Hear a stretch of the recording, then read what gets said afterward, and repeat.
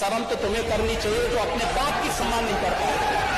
कि जिस अतीक अहमद के खिलाफ पीड़ित परिवारों ने मुकदमा दर्ज कराया उसके परिवार के खिलाफ, वो समाजवादी पार्टी के द्वारा पोषित माफिया है और उसकी कमर को तोड़ने का काम हमारी सरकार ने किया है।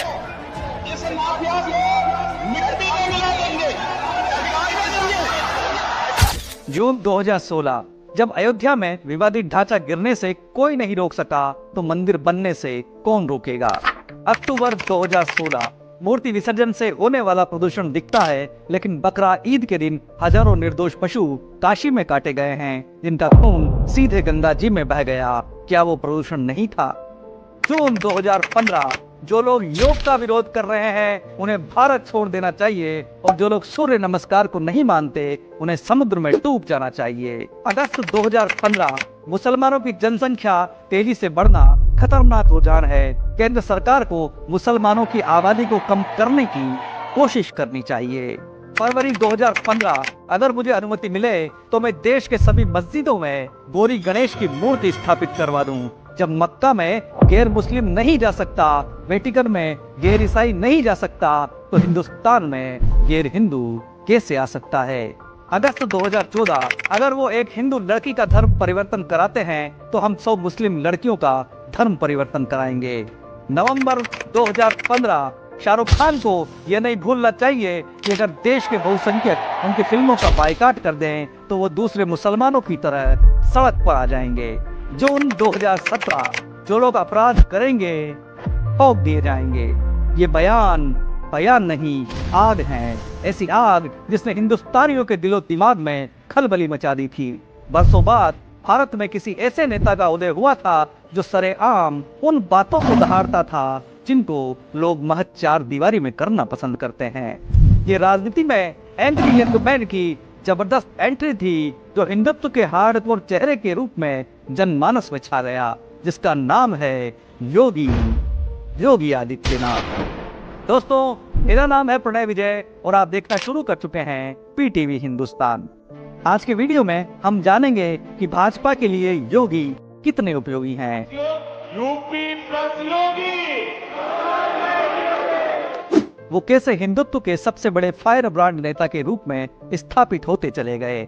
आखिर क्या चीज है योगी। इस वीडियो में मैं आपको योगी आदित्यनाथ और फिर योगी आदित्यनाथ से बुलडोजर बाबा बनने की पूरी कहानी बताऊंगा। लेकिन उससे पहले जान लीजिए वो झगड़ा जिसकी वजह से योगी ने राजनीति में कदम रखा और वो राजनीतिज्ञ हो गए।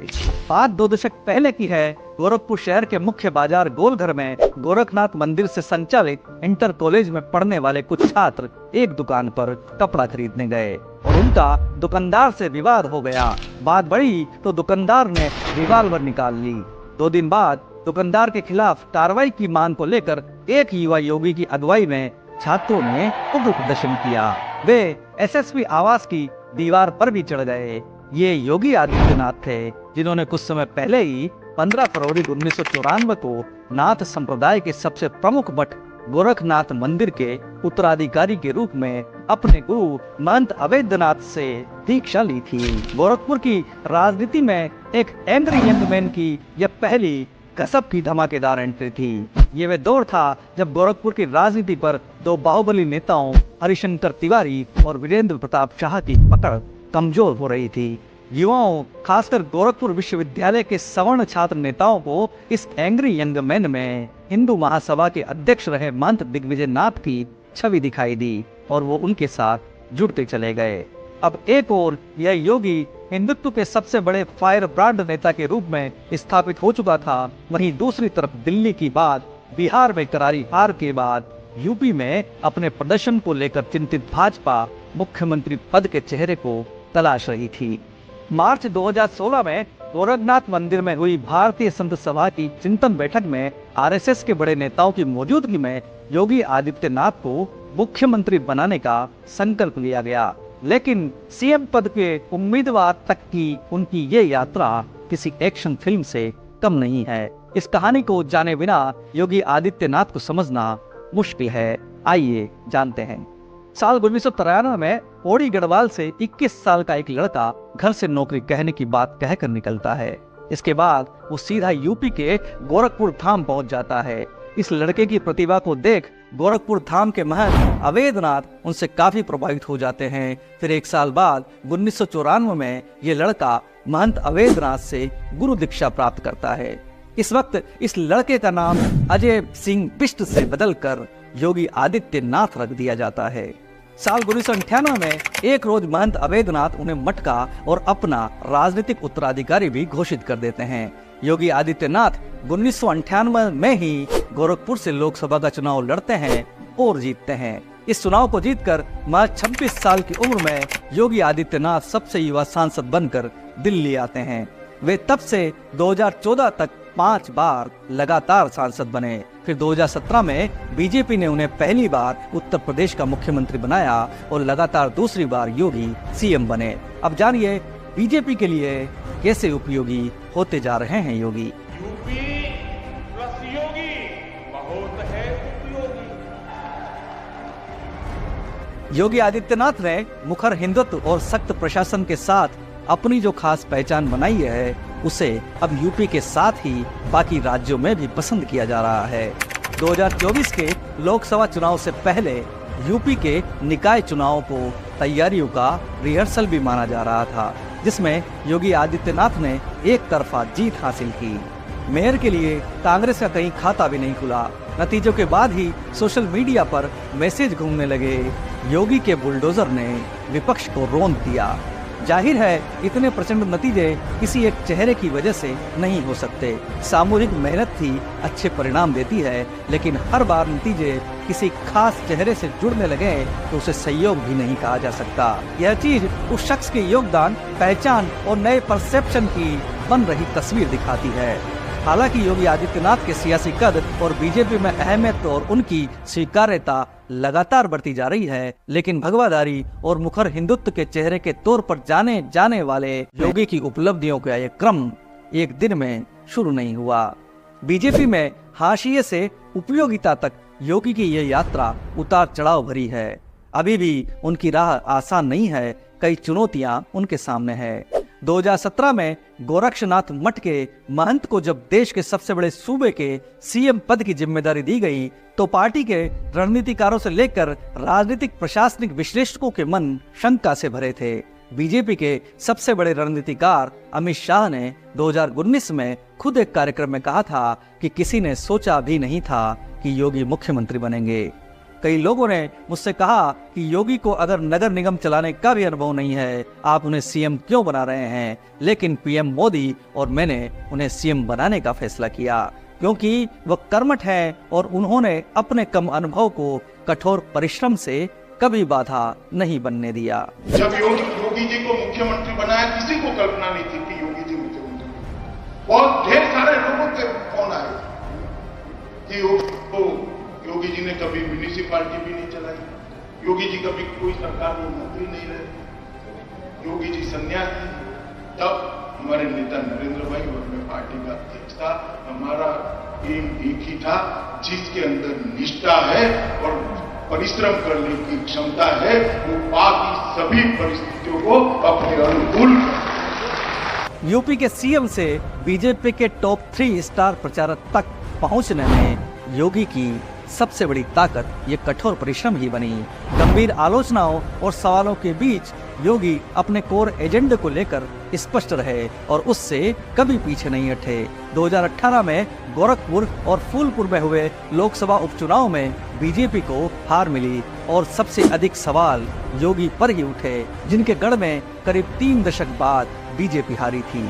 इसे योगी के असर के खात्मे और बीजेपी में उनके लिए उगते कांटों के तौर पर देखा गया, लेकिन योगी इस पर खामोश रहकर मोदी की केंद्र सरकार की योजनाओं को जमीन पर उतारते रहे। 2019 में लोकसभा चुनाव में सपा बसपा गठबंधन के बाद भी जब बीजेपी गठबंधन ने यूपी में 80 में से 64 सीटें जीती तो मोदी के करिश्मे के साथ साथ योगी की मेहनत भी इसमें जोड़ी गई। इसके बाद योगी हिंदुत्व के हार्डकोर चेहरे के साथ ही आक्रामक कार्यशैली के भी प्रतीक बन गए। उन्हें यूपी के बाहर के राज्यों में भी बीजेपी के स्टार प्रचारक के तौर पर प्रमुखता से बुलाया जाने लगा। इस दौरान बतौर सीएम उनके निर्णयों ने प्रशंसकों आलोचकों के बीच एक नई बहस छेड़ दी। इसमें सबसे अहम था माफियाओं और अपराधियों को शांत करने के लिए एनकाउंटर पॉलिसी।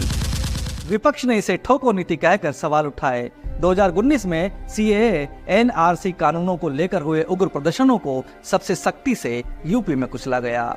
आरोपियों के पोस्टर चौराहों पर लगाए गए। हाईकोर्ट ने इस फैसले को रोका तो अध्यादेश लाकर योगी ने उसे बनाए रखा। योगी सरकार ने एक कदम और आगे बढ़कर अपराधियों के घरों पर बुलडोजर चलाना शुरू कर दिया। बुलडोजर योगी की पहचान से ऐसा जुड़ा कि उन्हें चुनाव में बुलडोजर बाबा कहा जाने लगा और उनकी रैलियों में बुलडोजर खड़े किए जाने लगे। मोदी ने मंच से योगी को उपयोगी बताया। 2022 के विधानसभा चुनाव में बीजेपी 2/3 बहुमत से जीती। मोदी का राशन और योगी का कानून का शासन चुनावी ट्रम्प कार्ड बना। 37 साल बाद ऐसा हुआ था कि जब कार्यकाल पूरा करने वाला कोई सीएम सरकार में फिर से लौटा हो। बीजेपी शासित सूबों में योगी ऐसे मुख्यमंत्री हैं जिनकी दूसरे राज्यों के चुनाव में भी स्टार प्रचारक के तौर पर सबसे अधिक डिमांड होती है। बुलडोजर, धर्म विरोधी कानून, माफियाओं पर कार्रवाई के योगी के मॉडल को दूसरे राज्यों में भी अपनाया गया है। कर्नाटक विधानसभा चुनाव में उन्होंने 3 दिन प्रचार किया और बीजेपी के एजेंडे को धार दी। हालांकि नतीजे बीजेपी के पक्ष में नहीं रहे, बावजूद इसके योगी अब बीजेपी की चुनावी रणनीति का अहम हिस्सा हैं। खासतौर पर सांस्कृतिक राष्ट्रवाद के साथ सफल सरकार के मॉडल के तौर पर वो सबसे अधिक इस्तेमाल किए जाते हैं। इससे योगी के लिए नई संभावनाएं भी उपज रही है और चुनौतियां भी। अब देखने वाली बात यह होगी कि वो संभावनाओं को कैसे बनाते हैं और चुनौतियों का सामना कैसे करते हैं। तो दोस्तों, बुलडोजर बाबा पर यह वीडियो आपको पसंद आया हो तो इसे लाइक करें और शेयर करें। साथ ही योगी आदित्यनाथ के लिए आप कोई संदेश देना चाहते हैं तो उसे कमेंट बॉक्स में लिखें। अब अलविदा, आगे ऐसे ही किसी शानदार वीडियो में आपसे फिर मुलाकात होगी। तब तक अपना ख्याल रखिए। मैं हूं आपका दोस्त प्रणय विजय और आप देख रहे हैं PTV Hindustan.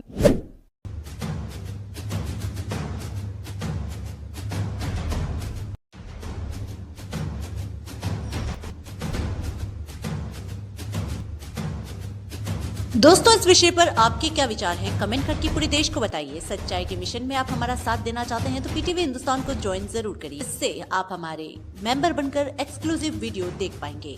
Super thanks, super sticker, super chat भेजकर हमेशा सच दिखाने में उत्साहवर्धन जरूर करें। रोजाना शानदार वीडियो अपडेट देखते रहने के लिए आपके अपने यूट्यूब चैनल पीटीवी हिंदुस्तान को सब्सक्राइब कर बेल आइकन जरूर दबा दें। अलविदा, आगे ऐसे शानदार वीडियो में मुलाकात होगी। तब तक अपना ख्याल रखिए, अपने अपनों का ख्याल रखिए।